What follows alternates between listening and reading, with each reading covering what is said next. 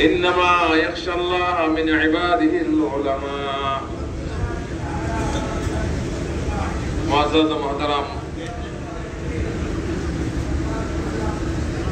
मेरे भाई दोस्तों बुजुर्गों মাইকের আওয়াজ তো পুরা মার্কাজেই যাচ্ছে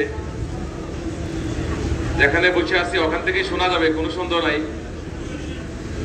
কিন্তু মজলিসের বরকত পাবো না মজলিসের যেই ফাজাইল আসছে কিতাবের মধ্যে হাদিসের মধ্যে সেটা মোটেও পাবো না যদি আমি দূরে আমার জায়গায় বসে থাকি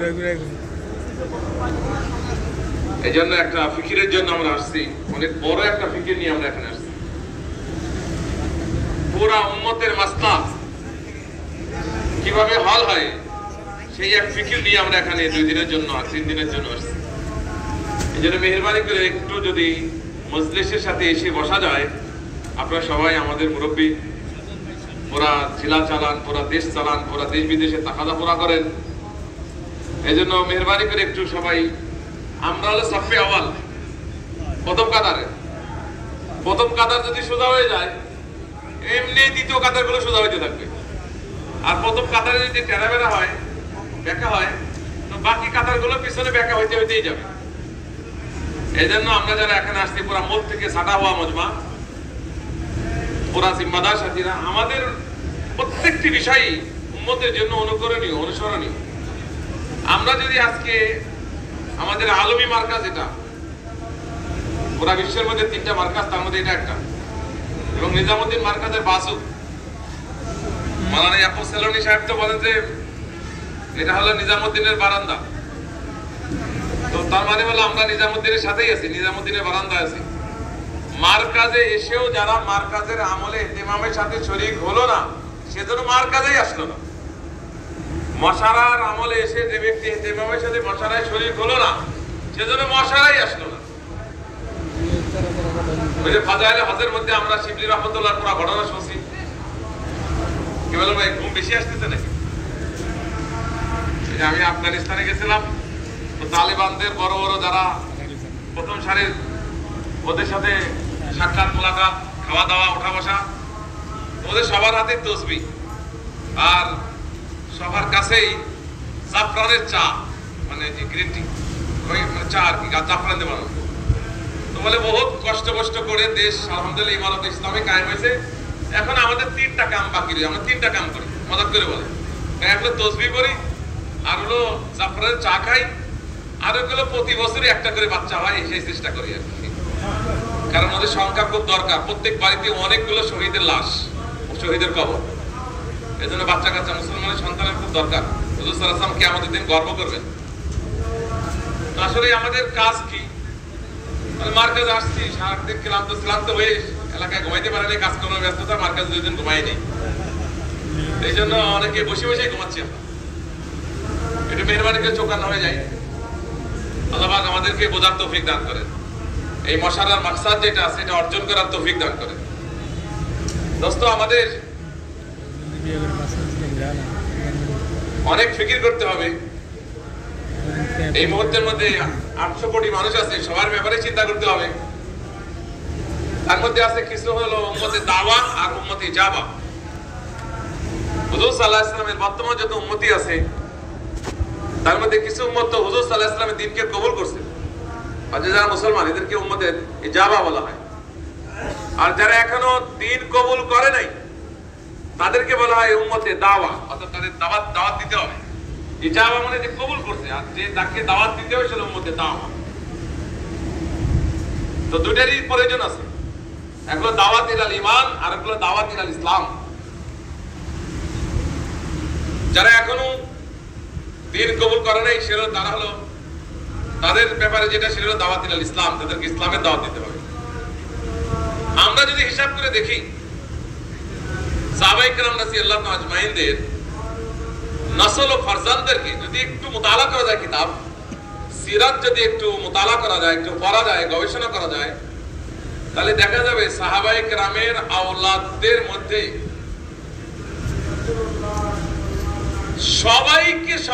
সবাইকে দ্বীন শিখাইছেন সবাইকে দ্বীনি ইলম শিখাইছেন কাউকে দুনিয়াবি পেশায়, দুনিয়াবি হেরফায়, দুনিয়াবি শিক্ষায় কাউকে শিক্ষিত করে নেই, এটা স্বীকৃত কথা। সিরাতকে মোতালা করলে পুরাটাই পাওয়া যাবে। সাহাবায়ে কেরামের আওলাদদের শতভাগ তারা দ্বীন শিখাইছেন, দ্বীনের ইলম শিখাইছেন, দ্বীনের মেহনত শিখাইছেন।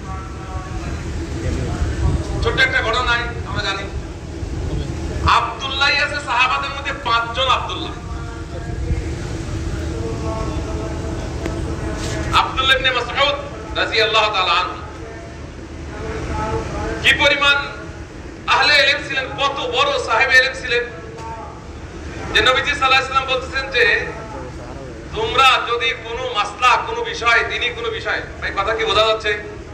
শোনা যায়? আচ্ছা, যারা দূরে আছে এরাও শোনা যায় না? হ্যাঁ শোনা যায়, কিন্তু মজলিসের ফায়দা পাবো না, ফজিলত পাবো না। মজলিসের ফজিলত পাইতে হলে মজলিসের সাথে জমে বসতে হবে। মশহুর হাদিস আপনারা নিজেরা পড়ছেন, মুতাখাওয়াই আছে, কিতাবুল ইলমের মধ্যে আছে। নবীজি সাল্লাল্লাহু আলাইহি ওয়াসাল্লাম কথা বলতেছিলেন, মজলিসের মধ্যে 3 ব্যক্তি আসতেছিল। একজন মজলিস দেখে এদিক সেদিকের কথা না বলে একবারে সিধা এসে রাসূল সাল্লাল্লাহু আলাইহি ওয়াসাল্লাম মজলিসের একবারে সামনের দিকে বসে বললেন। আর একজন হালকা একটু ইতস্ত করে মজলিসের শেষেই বসলো লজ্জা শরম পেয়ে। আর একজন বলে যে মজলিসে হচ্ছে জায়গা রাখ, আমি আমার মতো যাই, সে হেঁটে চলে গেল। এই 3 জনের অবস্থা নবীজি বললেন, যে ব্যক্তি দৌড়ে এসে মজলিসে বসে গেল আল্লাহ পাকের রহমতও তার সাথে মিলে গেল। আর যে ব্যক্তি শর্মায় শর্মায় পিছনে বসলো আল্লাহ পাকও তারে দিলেন, একটু শর্মায় শর্মায় পিছনে দিয়ে দিলেন। আর যে ওই দিকতে চলে গেল বেপরোয়া হয়ে, আল্লাহ পাকের রহমতে বেপরোয়া, আল্লাহ তার ঠিকানা, আল্লাহ মহতাজ না, বাস সে রহমত থেকে বঞ্চিত হয়ে গেল। এজন্য ভাই মহতাজ হয়ে আমরা ইনশাআল্লাহ মশারায় বসি, আমলগুলোতে শরীক হওয়ার চেষ্টা করি। আল্লাহ পাক আমাদের এই মশারার ফিকিরকে কবুল করেন এবং এই ফিকিরের আসরাতকে পুরা দুনিয়ার কোনায় কোনায়, গোসায় গোসায়, প্রতি গলি গলিতে, ঘরে ঘরে, প্রত্যেকটি মানুষের হৃদয় আল্লাহ পাক এই ফিকিরের আসরকে পৌঁছায় দেয়। এই ফিকিরের সাথে থাকুন, পুরা মানবতা 800 কোটি মানুষের অন্তরের মধ্যে হেদায়েতের বাতাস বয়ে যায়, সেই ফিকির, সেই চিন্তা নিয়েই আমরা এখানে বসি। হুজুর সাল্লাল্লাহু আলাইহি ওয়াসাল্লাম আব্দুল্লাহ ইবনে মাসউদের ব্যাপারে বলেন যে কোনো মাসলা, কোনো বিষয় তোমরা আব্দুল্লাহ ইবনে মাসউদ থেকে শিখে নাও, শুনে নাও, তারপরে আমার কাছে, অর্থাৎ আমার নবীর কাছে জিজ্ঞাসা করার আর কোনো প্রয়োজন নেই। তাহলে কি পরিমাণ ইলম নবীজি সাল্লাল্লাহু আলাইহি ওয়াসাল্লাম থেকে শিখছেন যে সেই সাহাবীর ব্যাপারে হুজুর সাল্লাল্লাহু আলাইহি ওয়াসাল্লাম একবারে ইতমিনান করে দিচ্ছে যে এই সাহাবী আব্দুল্লাহ ইবনে মাসউদ থেকে কোনো মাসলা শিখে নিলে, কোনো বিষয় শিখে নিলে, দ্বীনের কোনো বিধি বিধান, হুকুম আহকাম শিখে নিলে আমার কাছ থেকে আর শিখার দরকার নেই, যথেষ্ট। অর্থাৎ নবীজি সাল্লাল্লাহু আলাইহি ওয়াসাল্লাম ওয়াল ইলম পুরাটাই আব্দুল্লাহ ইবনে মাসউদ রাদিয়াল্লাহু তাআলা আনহুর মধ্যে মুনতাকিল। প্রয়োজনীয় যে ইলম আছে। আরেক আব্দুল্লাহ ইবনে ওমর রাদিয়াল্লাহু তাআলা আনহু, আব্দুল্লাহ ইবনে ওমর রাদিয়াল্লাহু তাআলা আনহুর ব্যাপারে হাদিসের মধ্যে, বুখারী শরীফের মধ্যে কয়েকটা জায়গায় আসছে ব্যাপার যে হুজুর সাল্লাল্লাহু আলাইহি ওয়াসাল্লাম সাহাবীদেরকে মাঝে মাঝে পরীক্ষা নিতেন। একদিন সাহাবাদেরকে পরীক্ষা নিচ্ছে, বলো তো, ইমাম বুখারী এটা আবার অধ্যায় আনছে বড় সুন্দর করে, যে ছাত্রদের মাঝে মাঝে পরীক্ষা নেওয়া লাগে। অধ্যায় এটা, বুখারী শরীফের একটা অধ্যায়, বাবই একটা, যে ছাত্রদের পরীক্ষা নেওয়া। এই বাবের অধীনে যে হাদিসটা আনছে সেটা হলো নবীজি সাল্লাল্লাহু আলাইহি ওয়াসাল্লাম সাহাবাদেরকে নিয়ে বসে আছেন আর পরীক্ষা নিচ্ছে, বলো তো কোন গাছ এরকম আছে যেই গাছের পাতা পড়ে ঝরে যায় না, আর যেই গাছের ফল সারা বছর পাওয়া যায়, আরো কিছু আলামত বললেন। তো বড় বড় সাহাবারা চুপচাপ, কোন ফল, কোন গাছ বলবো আর কোন ফল হবে, আর ভুল হয় না শুদ্ধ হয়। তো সাহাবারা এরকম বললেন না। আব্দুল্লাহ ইবনে ওমর রাদিয়াল্লাহু তাআলা খুবই ছোট বয়সে ছিলেন, ওই পাশে বসা ছিলেন, মনের মধ্যে ছোট মানুষ তো, এসে গেছে কোন গাছ, তাই বললাম না, বড় বড় সাহাবীরা বসে রয়েছে, বললে আবার কেমন যেন হয়ে যায়, বেখাপ্পা লাগে, বেমানান, এজন্য বললাম না। তো বাসায় গিয়ে আব্বারে বলে, উমর রাদিয়াল্লাহু তাআলা আনহু, উমর ইবনে খাত্তাব আমিরুল মুমিনিন, কয় আব্বু হুজুর সাল্লাল্লাহু আলাইহি ওয়াসাল্লাম আজকে একটা প্রশ্ন ধরছিল, তো কেউই বলে নাই, আমি কিন্তু জানতাম ওইটার উত্তরটা কি। হুজুর এই প্রশ্ন করছিল, কোন গাছ আছে যার পাতা ঝরে না, পড়ে না, তার ফল এরকম 12 মাস পাওয়া যায়, যার দৃষ্টান্ত কোরআনের মধ্যে আল্লাহ পাক বয়ান করছেন। তো কেউই বলে নাই, কিন্তু আমি পারি, কিন্তু বলি নাই, কেমন যেন বড় সাহাবীদের সামনে বলি নাই। হযরত উমর রাদিয়াল্লাহু বলেন, বেটা তুমি যদি রাসূলের সামনে এই সহি উত্তরটা দিতে পারতে যে খেজুর গাছ, তাহলে আমার নিকট এত উত্তম হইতো, খায়রুম মিন কাযা ওয়া কাযা ওয়া কাযা, যে আমার কাছে বিশাল বড় রাজত্ব পেয়ে যাওয়ার থেকে অনেক লাল উটের এক পাল পেয়ে যাওয়ার থেকে, অনেক সোনারূপা পেয়ে যাওয়ার থেকেও আমি বেশি খুশি হইতাম বেটা তুমি যদি রাসূলের কাছে এই প্রশ্নের উত্তরটা দিতে পারতাম। বোঝা গেল যে সন্তান যদি নেককার হয়, সন্তান যদি দিনদার হয়, সন্তান যদি আহলে ইলম হয়, তো বাবার কাছে এর থেকে বড় খুশির কথা কিছু হইতে পারে। বাবার কাছে এর থেকে বড় খুশির কোনো বিষয় হইতে পারে না যদি তার ছেলে আলেমে দ্বীন হয়, হাফেজে কোরআন হয়, দ্বীনের দায়ী হয়, মুফতি সাহেব হয়, মুহাদ্দিস সাহেব হয়। আবার মুফতি সাহেব মুহাদ্দিস সাহেব দাওয়াতের মেহনতে সালকে সাল লাগায়, দেশে সফর করে বিদেশ সফর করে। এইরকম একটা সন্তান পেয়ে যাওয়া ওই বাবার জন্য দুনিয়ার সবথেকে বড় নিয়ামত পেয়ে যাওয়া। দুনিয়ার সব নিয়ামত পেয়ে যাওয়ার থেকে, আর দুনিয়া মা ফিহা, সাতভাগ আসমান আর সাতভাগ জমিন, এই সবকিছু পেয়ে যাওয়ার থেকে উত্তম হবে একটা বাবার জন্য যদি একটা নেককার সন্তান হয়ে যায়, আর ছেলেটা যদি নেককারের সাথে আলেম হয় আর দিনের দায়ী হয়। এই জন্য হুজুর সাল্লাল্লাহু আলাইহি ওয়াসাল্লামের সাহাবারা তাদের কোন সন্তানকেই, ইতিহাস পড়লে পাওয়া যায় এবং সিরাত খুঁজলে পাওয়া যায়, তাদের কোন সন্তানদেরকেই দুনিয়াবি কোনো পেশা তারা শেখান নাই, বলকে আওলাদ সাহাবা, সমস্ত সাহাবাদের সন্তানদেরকে তারা দ্বীন আর দ্বীনের মেহনত শিখিয়েছেন, দ্বীন আর দ্বীনের ইলম শিখিয়েছেন। এজন্য একজন বাবার জন্য, একজন মার জন্য এর থেকে বড় আর নিয়ামত কিছুই নাই যে তার কলিজার টুকরাটাকে সেরকম ভাবে ইলম শিখাইলো। ইলম, হ্যাঁ, এখন ইলম শিখানোর তরিকা আছে। সাহাবাদের দাওরে কি তরিকায় ইলম শিখতো, সেই তরিকার পদ্ধতি ওইটা যদি আপনায় নেওয়া যায় তাহলে তো কোনো কথাই নাই। কিন্তু যুগের বিবর্তনে, কালের পরিবর্তনে, জামানার গর্দিশে ইলম শিখার যে তরতিব, ইলম শিখার যে উসলুব, এটার মধ্যে যথেষ্ট ফরক চলে আসছে, যার কারণে সাহাবায়ে কেরামের তরবিয়ত হয় না। কিতাব আছে, কিতাবের নাম হলো খায়রুল কুরুন কি দরসগাহ, কিতাবের নাম আছে। বাংলায় অনুবাদ হয়েছে কিনা জানি না, পারলে উর্দু পড়ে নিয়েন। বহুত জবরদস্ত একজন লেখকের লেখা, দেওবন্দি বহুত বড় একজন আলেমের লেখা কিতাব খায়রুল কুরুন কি দরসগাহ। তার মধ্যে লেখা আছে যে হুজুর সাল্লাল্লাহু আলাইহি ওয়াসাল্লামের জামানা থেকে নিয়ে 400 বছর পর্যন্ত আলাদা কোনো মাদ্রাসা কায়েম হয় নাই। আলাদা কোনো মাদ্রাসা ভবন হয়ে মাদ্রাসার বর্তমান যে শেকেল, এই শেকেলে বলে মাদ্রাসা প্রতিষ্ঠা হয় নাই নবীজির জামানা থেকে নিয়ে 400 বছর পর্যন্ত। 400 বছর পরে এসে স্বতন্ত্রভাবে মুস্তাকিল মাদ্রাসা কায়েম হয়েছে। এই জন্য তো হযরত বারবার বলতেছেন যে এরকম ভাবে উম্মতের সব তবকার কাছে যদি ইলম পৌঁছাইতে হয় তাহলে তার একমাত্র মাধ্যম সে হলো মসজিদ। কারণ উম্মতের সব তবকার লোক আজ পর্যন্ত কম বেশি আসে, সে হলো মসজিদে আসে, মাদ্রাসায় আসে না। এই জন্য আমরাও নিয়ত করি ইনশাআল্লাহ তাআলা আমাদের মসজিদকে আমরা ইনশাআল্লাহ তাআলা দরসগাহে পরিণত করব ইনশাআল্লাহ তাআলা। কি বলে নিয়ত করা যায়? নিয়তই করি না তার হবেটা কি? নিয়ত আপনি 400 বছরের মধ্যে সাহাবাদের যুগ গেছে, তাবিঈনদের যুগ, তাবিঈনদের যুগ, এরপরে ফুকাহায়ে কেরামের যুগ, এরপরে মুহাদ্দিসিনে কেরামের যুগ, এরপরে গেছে আরো মুজাহিদিনদের, এরপরে চলতে চলতে যে যুগগুলো আছে এই সব 400 বছরের মধ্যে শেষ। এই 400 বছরের মধ্যে সমস্ত ফুকাহা, ইমাম আযম আবু হানিফা রাহমাতুল্লাহ আলাইহি, ইমাম দারুল হিজরা ইমাম মালিক রাহমাতুল্লাহ আলাইহি, ইমাম শাফি রাহমাতুল্লাহ আলাইহি, আহমদ ইবনে হাম্বল রাহমাতুল্লাহ আলাইহি, আরো যত ফুকাহায়ে কেরাম, এরপরে হলো মুহাদ্দিসিনে কেরাম, কুতুবে সিত্তায় যারা সংকলন করেছেন, তাদবির করেছেন, ইমাম বুখারী, ইমাম মুসলিম, এরা সবাই এই 400 বছরের ভিতরেই, কিন্তু এদের জামানায় স্বতন্ত্র কোনো মাদ্রাসা ছিল না। এরা সবাই ইলম অর্জন করেছে, ইলম অর্জন করে করে মুহাদ্দিস হয়ে গেছে, এক একজন 6 লক্ষ হাদিসের ইমাম হয়েছে, এক একজন বড় বড় ফকিহ হয়ে গেছে। সবাই এই মসজিদে থেকেই তারা ইলম অর্জন করেছে।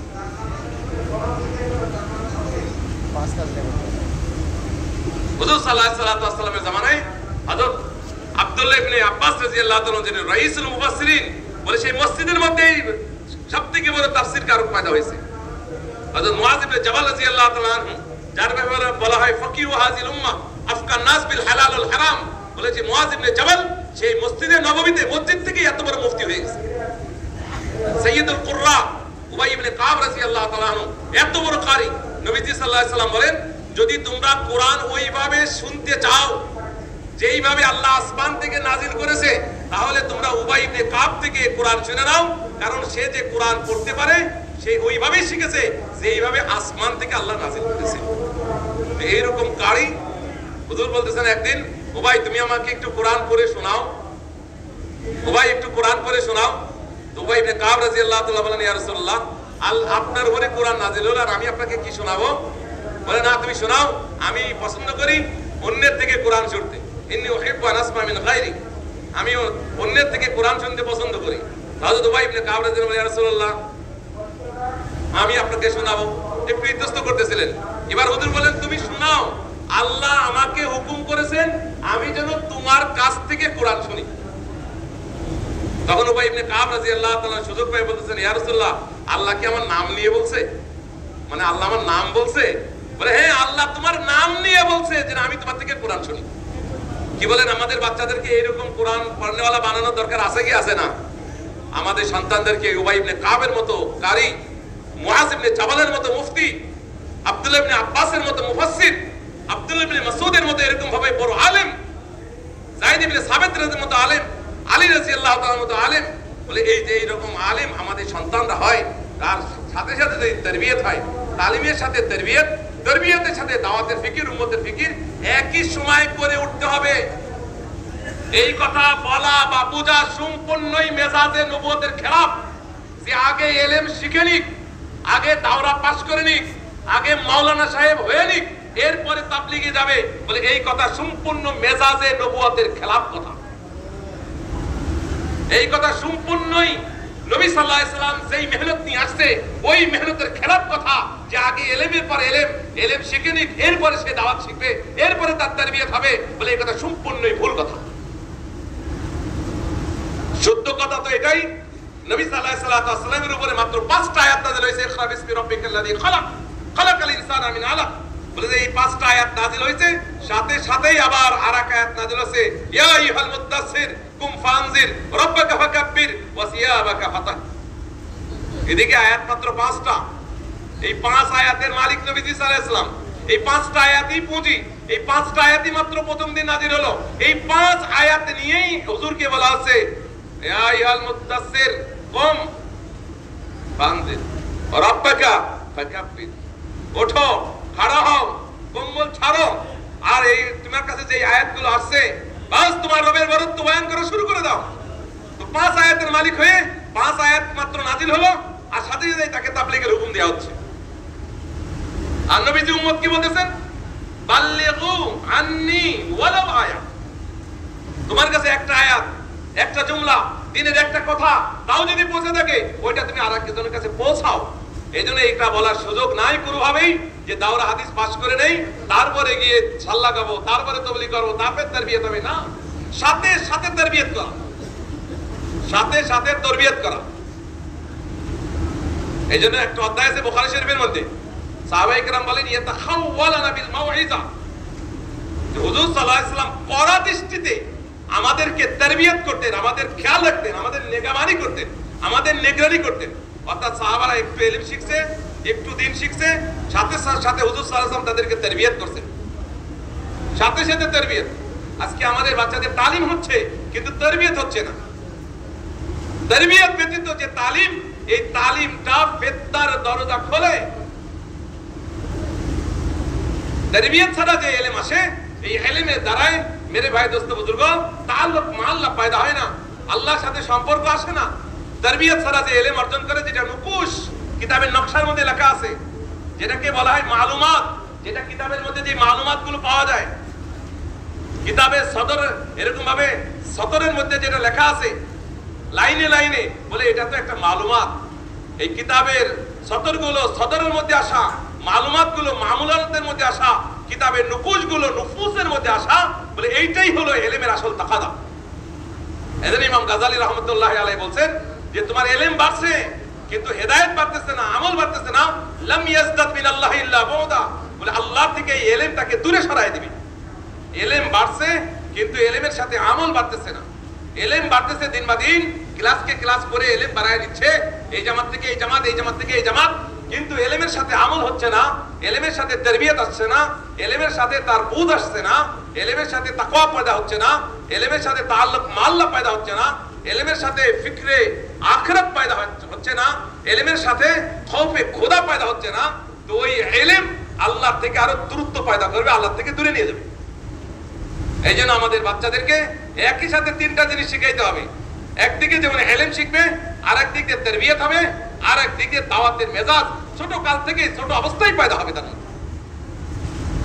এখন থেকে যদি সে চিন্তা করে যে আয় হায় আমার ছোট যারা আমার মতো যারা আছে তাদের কি হবে, আমার মা এখনো এরকম ভাবে পর্দার মধ্যে নাই, আমার মার কি হবে, আমার আব্বা এখনো ঠিক মতো নামাজ পড়ে নাই। যে আমাদের মাদ্রাসায় অনেক অভিভাবক এরকম আছে, আলহামদুলিল্লাহ ছেলে হাফেজ হয়ে গেছে, হাফেজ হয়ে এবার মাওলানা লাইনে ধরছে, কিন্তু বাবার মুখে এখনো সুন্নত আসে নাই, এখনো শরিয়তের পাবন্দ না, এখনো লেবাস পোশাকের মধ্যে বোঝা যায় না একজন মুসলমান, এখনো চেহারা শিখলে বোঝা যায় না। ছেলে কিন্তু হাফেজ হয়ে যাচ্ছে, ছেলে আলেম হচ্ছে, কিন্তু বাবার মধ্যে এখনো পরিবর্তন আসে নাই। তাহলে বোঝা গেল তার ছেলে এলেম শিখছে বটে, কিন্তু তার মধ্যে এখনো এই ফিকির আসে নাই, হাই আমার আব্বার অবস্থা কেমন, আমার মার অবস্থা কি, আমার মার পর্দা কোথায়, আমার বোনের পর্দা কোথায়, আমার আব্বার দিনদারি কোথায়। এখন থেকেই বাচ্চাদের মধ্যে সেই ফিকির দিয়ে দিতে হবে, যে যাতে করে এখন থেকে সে পুরো উম্মতকে নিয়ে চিন্তা করে। এলেমের সাথে আসতে হবে তারবিয়ত, এলেমের সাথে আসতে হবে হলো ফিকরে নবুয়ত, এলেমের সাথে তারবিয়ত আসবে, এলেমের সাথে ফিকরে নবুয়ত আসবে। মেরে দোস্ত এলমে নাফি হবে। এই জন্য উম্মতের মধ্যে এখনো প্রচন্ড আকারে জাহালাত রয়ে গেছে, প্রচন্ড আকারে জাহালাত, ভাবাও যায় না যে কি অবস্থা।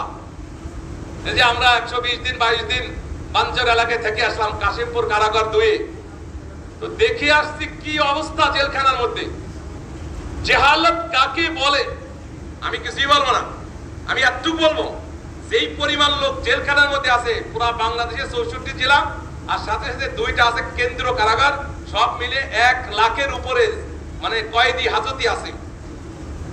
সত্যি উম্মতের মধ্যে, সমাজের মধ্যে কি পরিমাণ পছন্দ ধরছে, কি পরিমাণ অপরাধ, কি পরিমাণ মানুষের মধ্যে বদদিনী বেদিনী লাদিনী, কি পরিমাণ মানুষের জিন্দেগিতে এরকম ভাবে গুনাহ নাফরমানি, বলে জেলখানার ভিতরে গেলে দেখা যায় অপরাধগুলোর পরিমাণ কি পরিমাণ। আপনি এক একটা অপরাধ শুনলে ভয় পেয়ে যাবেন, ভয়ানক ভয়ানক অপরাধী।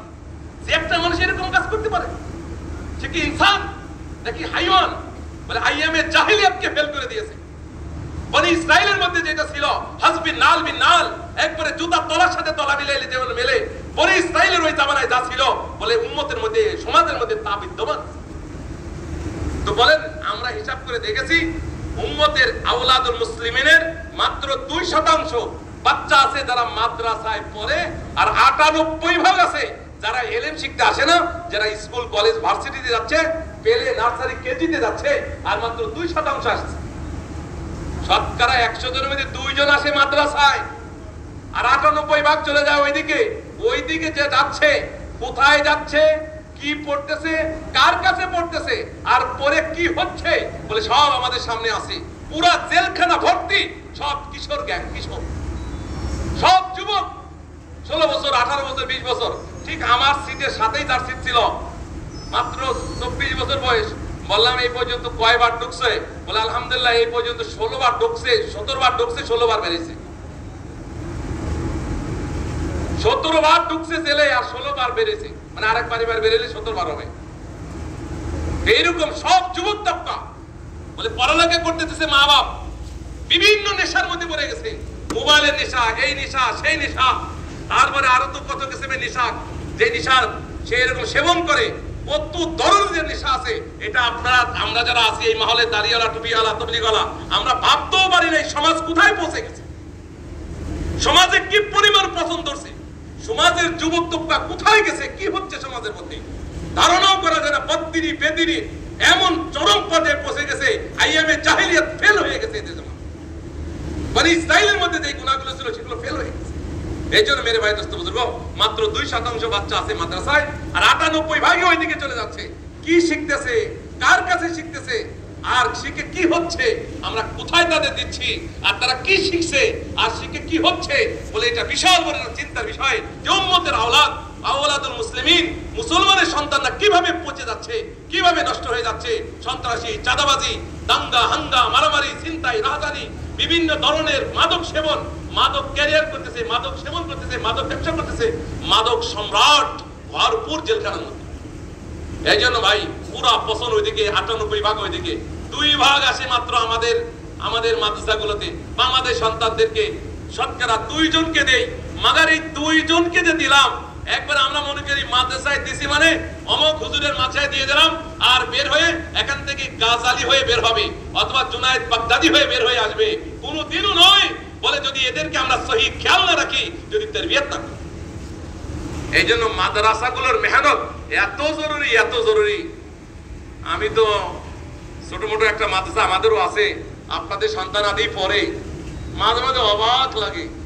মানে একটা হলো ঘরের কথাই তো, ঘরের মানুষের কাছে বললে কোনো কষ্ট নাই, পরের কাছে তার বলতেছি না। মানে তাবলীগের ওলাদেরই সন্তান পড়ে আমাদের মাদ্রাসাগুলোতে। একজন ছেলের অভিভাবক কোন এলাকার জিম্মাদার, থানার জিম্মাদার, জেলার শুরা, এলাকার জিম্মাদার, মসজিদের জিম্মাদার। আল্লাহু আকবার। মাদ্রাসায় আসার পরে ওদের আমলের লাইনে, ওদের তারবিয়তের লাইনে, ফিকিরের লাইনে এতই বেগ পেতে হয় আমাদের, তাদেরকে রাস্তার উপর রাখতে, তাদেরকে ঠিক রাস্তা চলতে, মানে যা অবর্ণনীয় কষ্ট করতে হয় আমাদের। এই জন্য আসলে তালিম আছে কিন্তু তারবিয়ত নাই। তারবিয়ত যতটুকু আছে না আছে, কিন্তু একবারেই দাওয়াতের ফিকির নাই। এই জন্য প্রথম কাজ হলো মেরে দোস্ত বুজুর্গ, আমাদের সন্তানদেরকে যাদের আমরা মাদ্রাসায় দিয়েছি, বলে এদেরকে সহি তারবিয়ত করে এই জামানায় আব্দুল্লাহ ইবনে মাসউদ বানাইতে হবে, এই জামানার আব্দুল্লাহ ইবনে আব্বাস বানাইতে হবে, এই জামানার আব্দুল্লাহ ইবনে জুবাইর বানাইতে হবে, এই জামানার আব্দুল্লাহ ইবনে উমর বানাইতে হবে। মেরে ভাই দোস্ত বুজুর্গ, এই জামানার এরকম ভাবে তাদেরকে মুআজ বিন জাবাল বানাইতে হবে, এই জামানায় যায়েদ ইবনে সাবিত বানাইতে হবে, এই জামানার আলী বানাইতে হবে, এই জামাতের ওমর বানাইতে হবে, এই জামানার সাহাবাদের এক জামাত তৈরি করতে হবে। এটা আমাদের সন্তানদেরকে যদি আমরা দাওয়াত তালিমের সাথে দাওয়াতের ফিকির মান না করি, তালিমের সাথে তারবিয়ত না করি, এদেরকে যোগ্য করে গড়েও না উঠাই, তো আমাদের এই দাওয়াত নামে কিস্তি, আমাদের এই দাওয়াতের নৌকা একসময় ডুবে যাবে। এই ডুবন্ত নৌকাকে আর উঠানো যাবে না, জাগানো যাবে না, যদি আমরা বিশাল বড় এক জামাত, জাম্মে কাফির, যদি উলামায়ে হাক্কানির এক জামাত তৈরি না করি। বিশাল বড়, আমি ঝড়ের পূর্বাভাস শোনাচ্ছি আপনাদের, পূর্বাভাস শোনাচ্ছি। যদি আমরাই যদি করতে থাকি মেহনত, আর আমাদের পিছনে যদি বিশাল বড় এক হাক্কানি উলামাদের জামাত, মুত্তাকি আলেমদের জামাত, এদের এক জামাত, ফিকির মান দায়ী আলেমদের জামাত যদি আমাদের পিছনে তৈরি না করি, তো আমাদের এই নৌকা বেশি দিন চলবে না, আমাদের এই গাড়ি বেশি দিন যাবে না, আটকে যাবে, চাকা আটকে যাবে। যদি উলামাদের বড় একটা জামাত আমাদের সাথে এরকম পিছিয়ে পিছিয়ে তৈরি না করে, চলবে না আমাদের গাড়ি, বেশ লাগিয়ে আটকে যাবে, যাবে না আমাদের নৌকা, ডুবে যাবে। এই জন্য খুঁজতে দেখা যাবে হযরত মাওলানা ইসমাইল সাহেব রহমতুল্লাহ আলাইহি, মাওলানা ইলিয়াস রহমতুল্লাহ আলাইহি সাহেব, উনি নিজেও বিশাল বড় আলেম ছিলেন, কান্দালা খানদানের। ওনার 3 ছেলে, এটা হিসাব করে দেখেন। বড় ছেলে মাওলানা মিয়া মোহাম্মদ সাহেব, যিনি নিজামউদ্দিন মার্কাজের ইমাম ছিলেন, কত বড় আলেম ছিলেন। আর দ্বিতীয় ঘরের দুইজন সন্তান, হযরত মাওলানা ইয়াহিয়া সাহেব রহমতুল্লাহ আলাইহি, হযরত মাওলানা ইলিয়াস রহমতুল্লাহ আলাইহি, 3 সন্তানকে কত বড় আলেম বানাইছেন। একজনকে দিয়ে আল্লাহ পাক পুরো দুনিয়াতে ইলমের কাজ দিয়েছেন, ইয়াহিয়া সাহেব রহমতুল্লাহ আলাইহি, যিনি শাইখুল হাদিস জাকির রহমতুল্লাহ আলাইহি সাহেব আব্বা। আরেকজন সন্তান হযরত মাওলানা ইলিয়াস রহমতুল্লাহ আলাইহি, তাকে দিয়ে আল্লাহ পুরো দুনিয়াতে আল্লাহ দাওয়াত ও তাবলীগের কাজ দিয়েছেন। একজনকে দিয়ে তালিম ও তাআল্লুমের কাজ, এক সন্তানের মাধ্যমে ইয়াহিয়া সাহেব রহমতুল্লাহ আলাইহি, যিনি জাকির রহমতুল্লাহ আব্বা। আরেক সন্তান মানে ইসমাইল সাহেবের আরেক সন্তান মানে ইলিয়াস রহমতুল্লাহ আলাইহি, তাকে দিয়ে পুরো দুনিয়াতে দাওয়াতের কাজ দিয়েছেন। আবার মানে ইলিয়াস রহমতুল্লাহ আলাইহি ছেলে মানে ইউসুফ সাহেব রহমতুল্লাহ আলাইহি, ওই জামানার সবথেকে বড় আলেম ছিল। উনি দেওবন্দে পড়ে নাই, এটা মজার কথা শোনাই দেই, কিন্তু দেওবন্দ পড়ে নাই, উনি সাহারপুরেই পড়ছেন, শায়েখের কাছে পড়ছেন, জাকির রহমতুল্লাহ কাছে। দারুন দেওবন্দে পড়ে নাই, কিন্তু কিবারে উলামায়ে দেওবন্দের একটা কিতাব বের আছে, এটা অনেক না, একটা নাম আছে যে দেওবন্দ থেকে শাহরায়ে আফাক, অর্থাৎ আন্তর্জাতিক মানের, বিশ্বমানের আলেম কারা কারা দেওবন্দ থেকে পয়দা হয়েছে, ওই নামের তালিকার মধ্যে প্রথম সারির মধ্যেই হযরত মাওলানা ইউসুফ সাহেব রহমতুল্লাহ নাম আছে। যদিও উনি দেওবন্দে পড়ে নাই, কিন্তু দেওবন্দি আকীদা রেখে দেওবন্দি মাদ্রাসায় পড়ছে। দেওবন্দি হইতে দেওবন্দ মাদ্রাসায় পড়া জরুরি না, দেওবন্দি আকীদা পোষণ করে যে কোনো মাদ্রাসায় পড়লে সে দেওবন্দি হয়ে যায়। এজন্য হযরত মাওলানা ইউসুফ সাহেব রহমতুল্লাহ আলাইহি নাম ওই জায়গার মধ্যে আছে। কত বড় আলেম ছিলেন, ওই জামানার সবথেকে বড় আলেম, সবথেকে বড় ওই জামানার একজন মুকাররির। 8 ঘন্টা উনি বয়ান করতেন। ওই জামানার সবথেকে বড় মুহাদ্দিস, কত বড় হাদিসের কিতাব লিখছেন, ওই জামানা সবথেকে বড় মুবাল্লিগ ছিলেন, পুরো দুনিয়াতে ইস্তেমাল করছেন আর তাবলীগ করে ফেলেছেন। কি বলেন, আমাদেরও মন চায় না যে এরকম একটা সন্তান আমার ঘরে হোক, চায় কি চায় না, কি বলেন? আবার তার ছেলে মনে হারুন সাহেব রহমতুল্লাহ আলাইহি, ওই জামানা সবথেকে বড় বড় আলেমরা, তাদের যদি কোনো দোয়ার প্রয়োজন হইতো, উনি জিন্দা আল্লাহর ওলি ছিলেন, মুস্তাজাবুদ দাওয়া ছিলেন, এসে হযরত মাওলানা হারুন সাহেব রহমতুল্লাহর কাছে বড় বড় কুতুবরা, বড় বড় আলেমরা এসে তার কাছ থেকে দিয়ে দোয়া নিয়ে যেতেন। আবার তার ঘর থেকেই হযরত মাওলানা সাদ সাহেব দামাত বারকাতুল আলিয়া, আল্লাহ পাক হযরতের হায়াতের মধ্যে আল্লাহ বরকত দান করেন। আবার তারই সন্তান দেখেন তিনজন হয়েছে, তিনজন। একা আরব বলতেছিল দুই ইস্তেমার আগের ইস্তেমা বলতেছিলেন এক হযরত জি আসতে পারে নাই, কিন্তু তিন হযরত জি চলে আসছে। দেখেন তার সন্তানদের মধ্যে হযরত মাওলানা ইউসুফ সাহেব, আল্লাহু আকবার, আসলে সেই ইউসুফ, ইসমা ইউসুফ, জিসমা ইউসুফ, চেহারার উপর ইউসুফ, আল্লাহ পাক তার জিসমে ইউসুফ, তার ইলমও আল্লাহ পাক দিয়ে দিয়েছেন।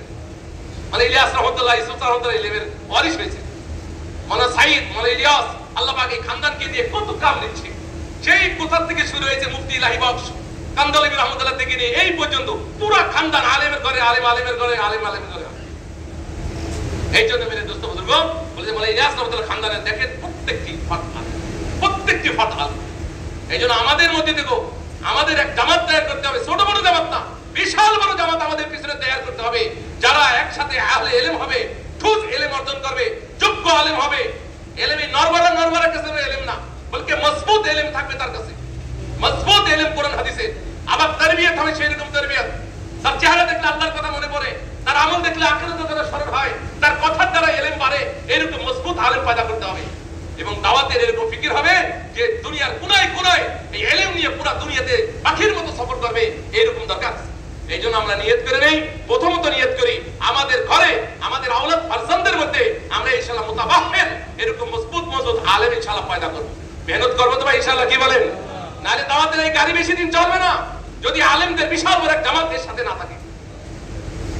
মুত্তাকি আলেম হইতে হবে, আখিরাতমুখী আলেম হইতে হবে, নবী আলা ফিকির আলা, উম্মতের দরদি আলেম হইতে হবে, দরদি আলেম হইতে হবে, উম্মতের দরদ জ্বলন তার দিলে আছে, এরকম আলেম বানাইতে হবে। আর সাথে সাথে আমাদের জেলাগুলোতে যে মাদ্রাসাগুলো আছে, ওই জায়গায় যত তোলাবারা আছে, ওলামা তোলাবা বলে এদের উপরে মেহনত করে ওই মাদ্রাসা থেকেও কিছু আলেম তৈরি করে বের করতে হবে, যারা এরকম ভাবে পুরা দুনিয়াতে আল্লাহর দ্বীনের টাকাটাকে নিয়ে পুরা দুনিয়া সফর করতে পারে। এই জন্য বছরের শুরু থেকে শেষ পর্যন্ত মাদ্রাসাগুলোর মেহনত করতে হবে। আসাতাজায়ে কিরাম ছাড়া সাধারণত তালেব ইলম বাপ মাকেও চেনে না। এটা একদিক দিয়ে অনেক ভালো, আর একদিক দিয়ে একটু খারাপও আছে। উস্তাদের কথা শুনবে না তো কার কথা শুনবে?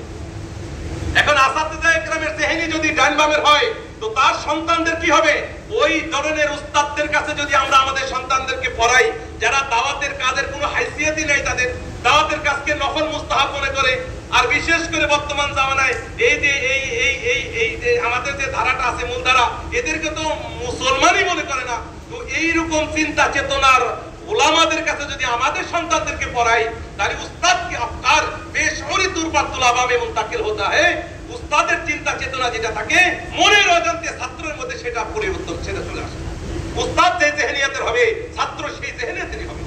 আমার কাছে এখন সময় নাই, 3-4 মিনিট বেশি হয়ে গেছে, না হলে বলতাম যে শাইখুল হিন্দ রহমতুল্লাহ আলাইহি উনি কোন চিন্তা ছিল, উনার শাগরেদরা হযরত কাশ্মীরি রহমতুল্লাহ আলাইহি, মাদানী রহমতুল্লাহ আলাইহি, হযরত ইলিয়াস কান্দলাবি রহমতুল্লাহ আলাইহি, মুফতি কিফায়াতুল্লাহ দেহলভী রহমতুল্লাহ আলাইহি, এবং আনোয়ার এরকম ভাবে আশরাফ আলী থানভী রহমতুল্লাহ আলাইহি, ওনারা কোন চিন্তায় চিন্তিত ছিলেন, কোন ফিকিরে ফিকিরমান ছিলেন, উস্তাদের মধ্যে যেটা ছিল ছাত্রদের মধ্যে সেটা মুনতাকিল হয়ে গেছে।